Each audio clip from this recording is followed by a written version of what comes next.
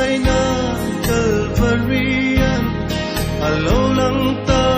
cross ang chuan miswalun taglaw ka chu cross ang chuan min keng gatin kami fring hui chu ti mual povin naon ta Calvary cross tu tu orang mek kita chuan at na ani kini chandam mek kita chuan pathian thil ti theina ani so hallelujah aro kuye pathian at na chumi fing ain at saklo na okay ni na fingin at sabso ko vel til chia le music til long lâu te nên làm pathianin na thanta Calvary cross tu tu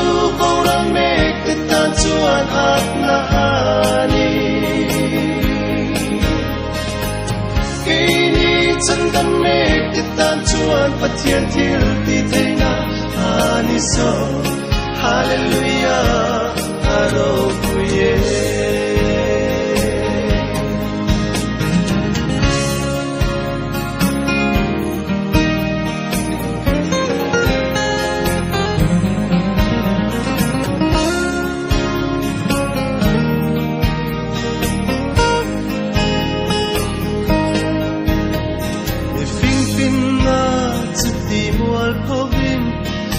Rem fiat na povai thain na thu chau atung ding ani chu kan tan pin na pel na te thiam lim na than na te pathianin in siam sa cross tu tu orang mek kita chuan at na ani kini chandam mek kita chuan pathian thil ti theina ani so hallelujah aro kuye cross tu tu orang mek kita chuan at na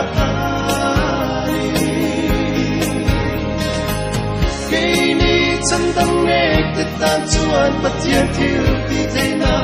ani so hallelujah